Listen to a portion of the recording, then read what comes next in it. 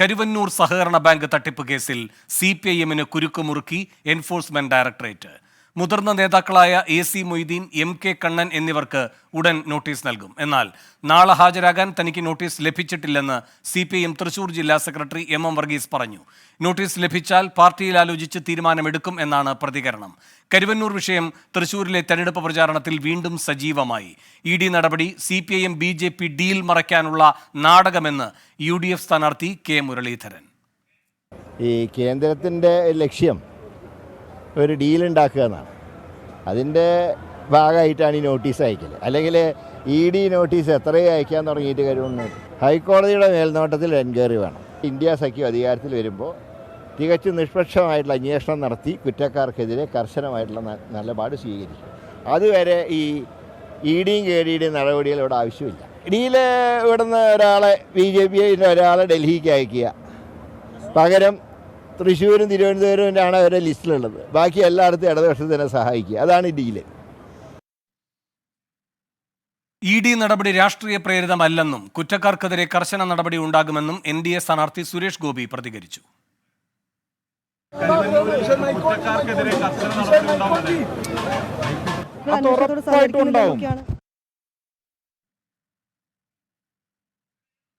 സംശയം ഹൈക്കോടതി വരെ നേരെ പെട്ടെന്ന് അന്വേഷണം പൂർത്തിയാക്കണമെന്ന് പറഞ്ഞിട്ട് ഇതുവരേക്കും ഒരു നടപടിയും അതുമായി ബന്ധപ്പെട്ടൊന്നും ആയിരുന്നില്ല. അത് ഹൈക്കോടതി നോക്കിക്കോട്ടെ, നമ്മളെന്തിനാ അതിനകത്ത് ഇടപെടുന്നത്? ഇത് രാഷ്ട്രീയം വിട്ട് അഡ്മിനിസ്ട്രേഷനിലായിട്ടുള്ള ഒരു എഫർട്ടിലാണ്. അത് അവർ കൃത്യമായി ചെയ്തോളും. കൂടുതൽ വിവരങ്ങളുമായി കൊച്ചിയിൽ നിന്ന് S ശ്രീകാന്തും തൃശ്ശൂരിൽ നിന്ന് സൂരജ് സജിയും ചേരുന്നു. ആദ്യം സൂരജ് സജിയിലേക്ക് പോകുന്നതിന് മുമ്പ് ശ്രീകാന്തിലേക്ക്. ശ്രീകാന്ത്, ഈ MM വർഗീസ് ഇന്നലെ മുതൽ പറയുന്നുണ്ട് EDയുടെ നോട്ടീസ് കിട്ടിയിട്ടില്ല. എന്താണ് ഇത്തരം ഒരു ആശയക്കുഴപ്പത്തിന് കാരണം?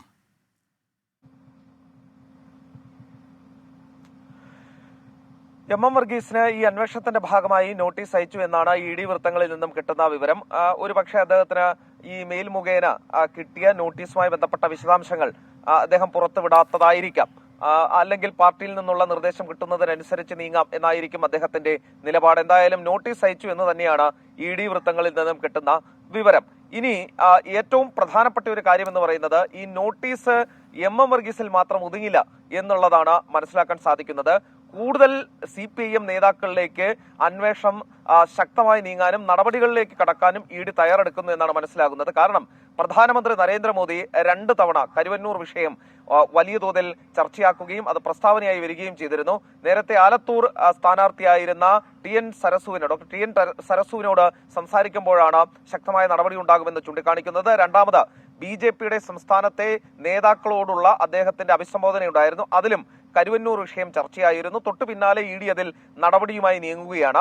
AC മൊയ്തീനും MK കണ്ണൻ അടക്കമുള്ള CPIM നേതാക്കൾക്കെതിരെ കടുത്ത നടപടി വരും എന്നാണ് EDയിൽ നിന്നും മനസ്സിലാക്കാൻ സാധിക്കുന്നത്. ഒപ്പം തന്നെ സഹകരണ രജിസ്ട്രാർ ചുമതല വഹിച്ചിരുന്നവർക്കെതിരെയും നടപടി ഉണ്ടാകും എന്നാണ് ഇപ്പോൾ പുറത്തുവരുന്ന വിവരം. രജിസ്ട്രാർ ചുമതല വഹിച്ചവർ തട്ടിപ്പിന് ഒത്താശ ചെയ്തു എന്നുള്ളതാണ് EDയുടെ കണ്ടെത്തലായി പുറത്തുവരുന്നത്. ഓഡിറ്റ് വിവരങ്ങൾ മറച്ചുവെച്ച് സഹകരണ രജിസ്ട്രാർമാർ തട്ടിപ്പിന് കൂട്ടുനിന്നു എന്നാണ് EDയുടെ കണ്ടെത്തലായി പുറത്തുവരുന്നത്. കൂടുതൽ പേരെ കേസുമായി ബന്ധപ്പെട്ട പ്രതി ചേർക്കാൻ ED തയ്യാറെടുക്കുകയും ചെയ്യുന്നുണ്ട്.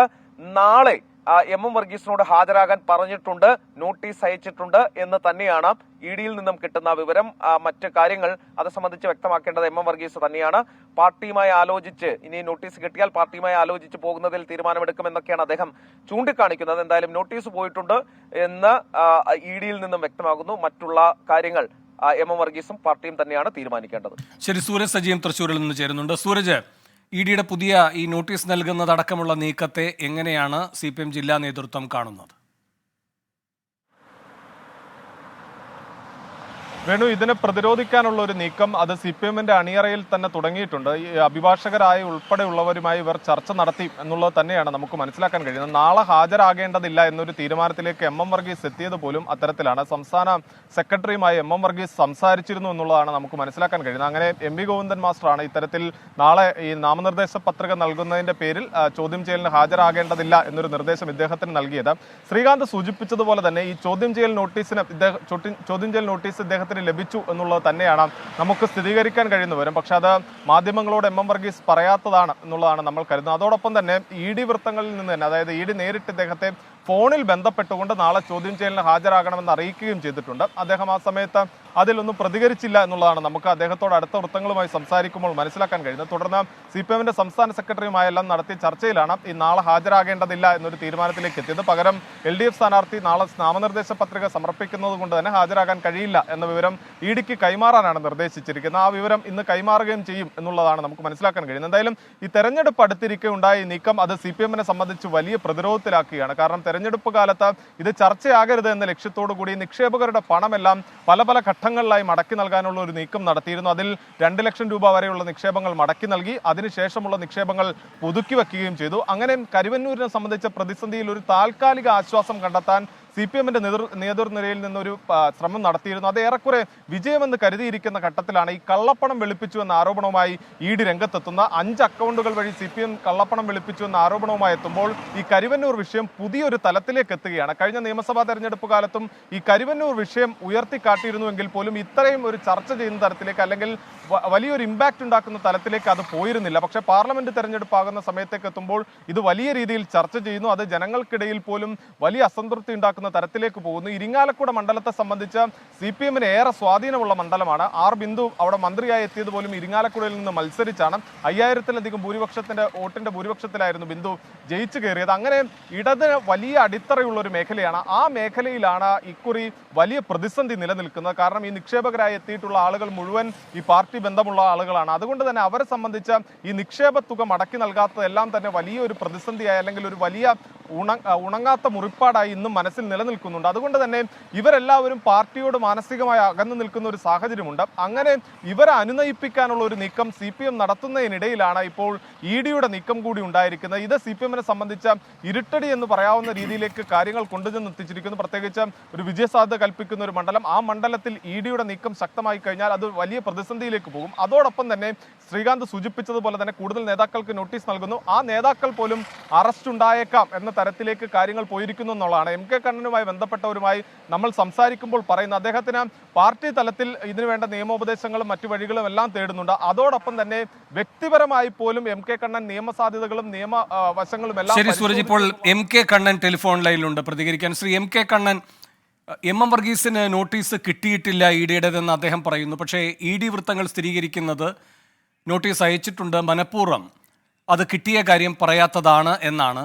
ED-യുടെ ഈ നോട്ടീസ് അയച്ച നടപടിയെ ഉൾപ്പെടെ ജില്ലാ നേതൃത്വം എങ്ങനെയാണ് കാണുന്നത്? എനിക്കറിയില്ല, നോട്ടീസ് കിട്ടിയോ കിട്ടിയില്ല എന്നുള്ളത് എനിക്കറിയില്ല. ഇതിപ്പോൾ ആദ്യമായിട്ട് കിട്ടുന്ന ഒരു കാര്യത്തിന്റെ ഒരു അവസ്ഥയല്ലല്ലോ ഉള്ളത്. 3 തവണ ഇതിനു മുമ്പ് നോട്ടീസ് കിട്ടുകയും MM വർഗീസ് പോവുകയും ഒക്കെ ചെയ്തതാണല്ലോ. എനിക്ക് കിട്ടിയില്ല. അതല്ല ചോദ്യം, MM വർഗീസിന്റെ നോട്ടീസിന്റെ കാര്യമാണ്. അത് അദ്ദേഹത്തിനോട് ചോദിക്കുക, എന്നോട് ചോദിച്ചിട്ട് എനിക്കറിയില്ല. അല്ല, നിങ്ങളൊക്കെ വ്യക്തിപരമായി കിട്ടുന്ന നോട്ടീസ് അല്ലല്ലോ, നിങ്ങളെല്ലാവരും പൊതുവിൽ പങ്കാളികളായിട്ട് ഒരു വിഷയത്തിലാണല്ലോ നോട്ടീസ് കിട്ടുന്നത്. അതിപ്പോ എനിക്കറിയില്ല, അദ്ദേഹത്തിന്റെ കയ്യിൽ നിന്ന് ഞാൻ മനസ്സിലാക്കിയിട്ടില്ല, എനിക്കറിയില്ല. അത് അദ്ദേഹത്തിനോട് ചോദിക്കണം, എന്താ നോട്ടീസ്, എന്താ കാര്യം. ഈ കാര്യത്തിൽ ഇപ്പൊ താങ്കൾ അടക്കമുള്ളവർക്ക് നോട്ടീസ് കിട്ടിയാൽ എടുക്കുന്ന സമീപനം എന്താണ്? പാർട്ടിയിൽ നിന്ന് നിർദ്ദേശം എന്താണ്? എനിക്ക് നോട്ടീസ് കിട്ടിയാൽ അന്നേരം എനിക്ക് വേണ്ടപ്പെട്ട ആളുകളുമായി ആലോചിച്ച് ആവശ്യമായ നടപടികൾ സ്വീകരിക്കും. അവിടെ ഇപ്പോ രാഷ്ട്രീയമായി ഇത് ഉപയോഗിക്കപ്പെടുകയാണല്ലോ കണ്ണൻ, അതിനെ എങ്ങനെയാണ് കാണുന്നത്? രാഷ്ട്രീയമായും നിയമപരമായും സംഘടനാപരമായും എല്ലാം അതിനെ നേരിടും. നിങ്ങളുടെ കാര്യമല്ല ചോദിച്ചത്. അവിടെ ഇപ്പോൾ NDA സ്ഥാനാർത്ഥി ഇതൊരു പ്രധാന പ്രചാരണ വിഷയമാക്കുന്നു. UDF സ്ഥാനാർത്ഥി പറയുന്നത് ഇതൊരു ഡീലിന്റെ ഭാഗമാണ് എന്നാണ്. അതെല്ലാം ഒരു ഡീലും ഇല്ല. നമ്മള് എനിക്ക് നോട്ടീസ് കിട്ടിയാൽ ഞാൻ അന്നേരം അതിന്റെ അടിസ്ഥാനത്തിൽ ആവശ്യമായ നടപടികൾ സ്വീകരിക്കും. ഒരു ഇടവേളയ്ക്ക് ശേഷം പ്രധാനമന്ത്രി തന്നെ ഈ വിഷയം എടുത്തിടുന്നു. അതിന്റെ ഭാഗമായി ഇപ്പൊ വീണ്ടും നോട്ടീസ് നൽകി തുടങ്ങുന്നു. ഇതൊരു രാഷ്ട്രീയ നീക്കമായി തന്നെയാണോ നിങ്ങൾ കാണുന്നത്? എല്ലാ രാഷ്ട്രീയം തന്നെയാണുള്ളത്. അതല്ല ഇന്ത്യയിൽ ആകെ നടക്കുന്ന UD അത് തന്നെ. അപ്പൊ നിയമപരമായി എന്നതിനപ്പുറം രാഷ്ട്രീയമായി ഇതിനെ എങ്ങനെ നേരിടാനാണ് തീരുമാനം? നിയമപരമായി രാഷ്ട്രീയമായി നേരിടും, അതല്ലേ വഴി. രാഷ്ട്രീയമായി എങ്ങനെ നേരിടുമെന്ന്? രാഷ്ട്രീയം എന്ന് പറഞ്ഞാൽ ജനങ്ങളോട് പറഞ്ഞ്, അതല്ലാതെ എന്താ വഴി? നിയമപരമായി നേരിടുക എന്ന് വെച്ചാൽ? നിയമപരം എന്ന് പറഞ്ഞാൽ ഇതിന്റെ നിയമവശങ്ങൾ ആലോചിച്ച് വേണ്ടത് ചെയ്യും. അതായത് നോട്ടീസ് കിട്ടുകയാണ് എങ്കിൽ അതിനോട് സഹകരിക്കണോ വേണ്ടയോ, അതുമായി ബന്ധപ്പെട്ട നിയമോപദേശം എന്ത് വേണമെന്നത് ആ നോട്ടീസിന്റെ ഉള്ളടക്കവും ബന്ധപ്പെട്ട കേന്ദ്രങ്ങളും എല്ലാമായി ആലോചിച്ച് തീരുമാനിച്ചു. ഇപ്പോൾ ഈ തെരഞ്ഞെടുപ്പിന്റെ ഒരു സാഹചര്യം ആയതുകൊണ്ട് അടിയന്തരമായി ഒരു പ്രാധാന്യത്തോടെ ഇതിനോട് സഹകരിക്കേണ്ടതുണ്ടോ ഇല്ലയോ എന്ന കാര്യത്തിൽ ഒരു രാഷ്ട്രീയ ബോധ്യം നിങ്ങൾക്കുണ്ടാകുമല്ലോ. എന്താണത്? എന്താണെന്ന് കിട്ടട്ടെ, കിട്ടുമ്പോഴല്ലേ അതിലെന്താ എഴുതിയിരിക്കണേ എന്താണെന്ന് എനിക്കറിയുള്ളൂ. എനിക്കറിയില്ലപ്പോ അവിടെ നടക്കുന്ന രാഷ്ട്രീയമായിട്ടുള്ള വിവാദം അറിയുമോ? ഈ കെ മുരളീധരനും അതുപോലെ തന്നെ സുരേഷ് ഗോപിയും ഒക്കെ ഈ വിഷയം മുൻനിർത്തി നടത്തുന്ന പ്രതികരണം അങ്ങയുടെ ശ്രദ്ധയിൽപ്പെട്ടിട്ടുണ്ടോ? സുരേഷ് ഗോപി എത്ര മാസമായി പറയാൻ തുടങ്ങിയിട്ട്? അത് പ്രത്യേകിച്ചൊന്നുമില്ല. അയാൾ 6 മാസമായിട്ട് പറയാൻ തുടങ്ങിയത് പുതുമയുള്ള കാര്യം. ആ പറഞ്ഞു തന്നെയല്ലേ പറയുള്ളൂ, വേറൊന്നും പുതിയ ഞാൻ കേട്ടില്ല. ശരി, ശ്രീ എം കെ കണ്ണൻ പ്രതികരിച്ചതിന്. ശ്രീകാന്തും തുടരുന്നുണ്ട്. ശ്രീകാന്ത്, നോട്ടീസ് കിട്ടിയെന്ന് സ്ഥിരീകരിക്കുന്നില്ല എം വർഗീസ്. കണ്ണൻ പറയുന്നത് കിട്ടിയാൽ അപ്പോൾ നോക്കാം എന്നാണ്. ഇപ്പോൾ മാധ്യമങ്ങളോടൊക്കെ ഈ രൂപത്തിൽ പ്രതികരിക്കാമെങ്കിലും വലിയ പ്രതിരോധത്തിൽ തന്നെയാണ് ഈ നേതാക്കന്മാരടക്കം എന്നത് ഇവരുടെ മറുപടികളിൽ നിന്നും വ്യക്തമല്ലേ?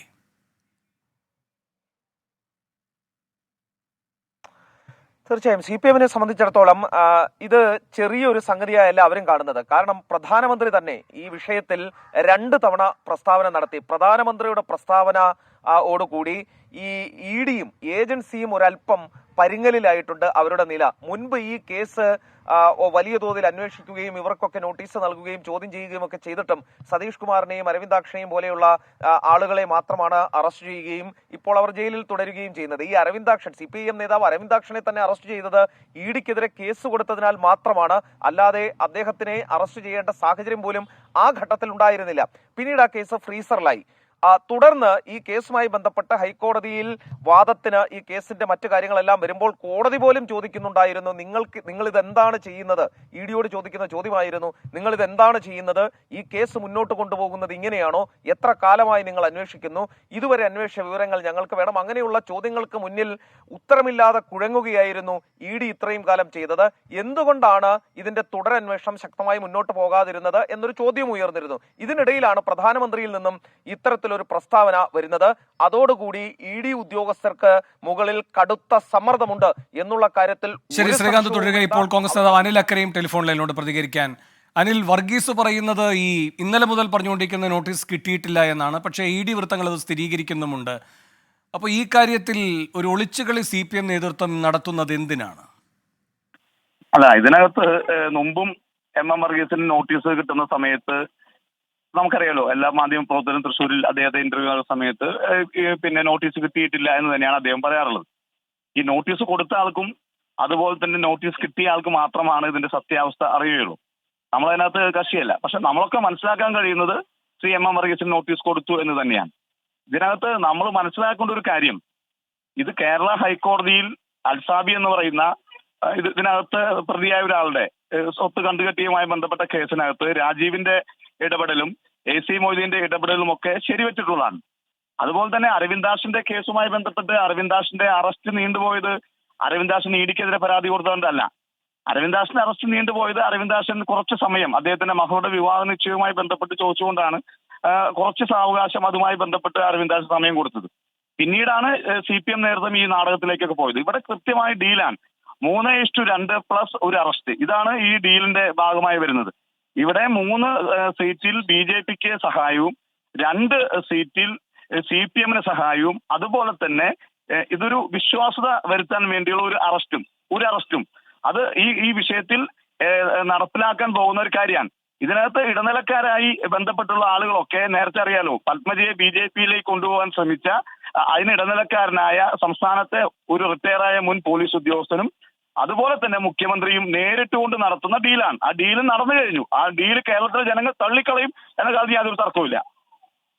അനിൽ, ഇപ്പോൾ ഈ പറയുന്ന തൃശ്ശൂരടക്കമുള്ള സ്ഥലങ്ങളിൽ BJP-യെ ജയിപ്പിക്കാനുള്ള രാഷ്ട്രീയമായ നീക്കത്തിന്റെ ഭാഗമാണ് ED-യെ വെച്ചുകൊണ്ടുള്ള ഈ കളി എന്നൊക്കെ നിങ്ങൾ പറയുമ്പോൾ, നിങ്ങൾ ഈ രാഷ്ട്രീയം വളരെ വ്യക്തമായി ജനങ്ങളോട് പറയുകയാണ്.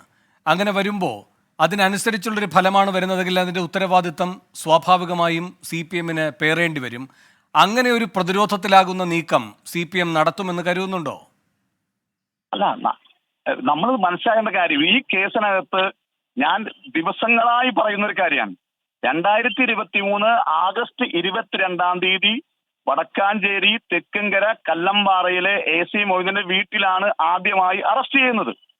ഈ കേസിനകത്ത് വേണു കിട്ടിയ തൊണ്ടി എന്ന് പറയുന്നത് ഏതാണ്? കരുവന്നൂർ കേസിനകത്ത് തട്ടിക്കൊണ്ടുപോയ പണം 1 രൂപ പോലും ഇവർക്ക് തിരിച്ചുപിടിക്കാൻ കഴിഞ്ഞിട്ടില്ല, ഇഡിക്ക് തിരിച്ചുപിടിക്കാൻ കഴിഞ്ഞിട്ടില്ല. അറിയാലോ, 1 രൂപ പോലും തിരിച്ചുപിടിക്കാൻ കഴിഞ്ഞിട്ടില്ല. അക്കൗണ്ടുകൾ ഫ്രീസ് ചെയ്തു എന്നത് ശരിയാണ്. പക്ഷേ AC മൊയ്തീന്റെ അക്കൗണ്ട് ഫ്രീസ് ചെയ്യുകയും ഡൽഹിയിലെ എഡ്യൂക്കേറ്റഡ് അതോറിറ്റി അത് ശരിവെക്കുകയും ചെയ്ത ഒരേ ഒരു സംഭവം എന്ന് പറയുന്നത് AC മൊയ്തീന്റെ മാത്രമാണ്. എന്തുകൊണ്ടാണ് AC മൊയ്തീനെ 9 മാസമായും പ്രതി ചേർക്കാതിരിക്കുന്നത്? അത് വളരെ കൃത്യമാണ്. ഈ തെരഞ്ഞെടുപ്പിന് മുന്നിൽ ഒരു വലിയ വികാരം ഉണ്ടാക്കാൻ വേണ്ടി AC മൊയ്തീന്റെ അറസ്റ്റ് എന്ന് പറയുന്നത് അത് മാർക്സിസ്റ്റ് പാർട്ടിയും മുഖ്യമന്ത്രിയും BJPയും നടത്തുന്ന ഒരു ഡീലിന്റെ ഭാഗമാണ്. ആ ഡീല് തൃശ്ശൂരിൽ നടക്കാൻ പോകുന്നില്ല, അതിന്റെ റിസൾട്ട് തൃശ്ശൂരിൽ ഉണ്ടാകാൻ പോകുന്നില്ല. നന്ദി അനിലക്കര പ്രതികരിച്ചതിന്. സൂരജ് സജീം തുടരുന്നുണ്ട് തൃശ്ശൂരിൽ നിന്ന്. സൂരജ്, ഈ വിഷയത്തിൽ NDA അതുപോലെ തന്നെ UDF സ്ഥാനാർത്ഥികൾ ഏത് രൂപത്തിലാണ് സമീപിക്കുന്നത്? എന്തായിരുന്നു അവരുടെ പ്രതികരണം?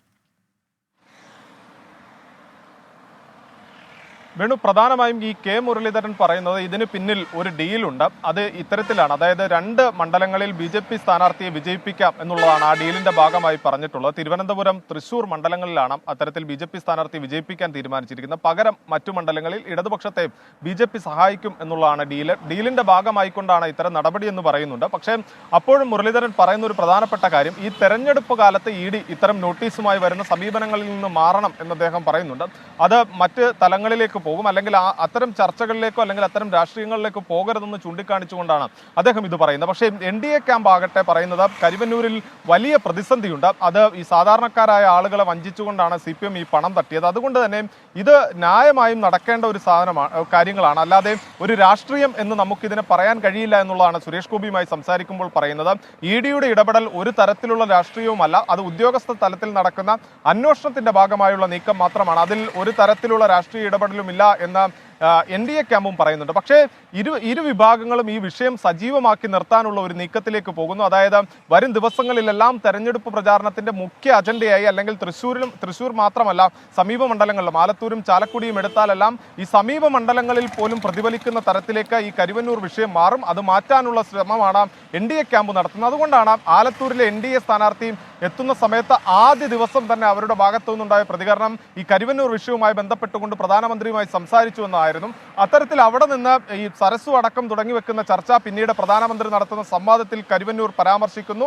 തൊട്ടു പിന്നാലെയാണ് EDയുടെ നോട്ടീസ് എല്ലാം ഇന്നലെ MK വർഗീസിന് ലഭിക്കുന്നത്.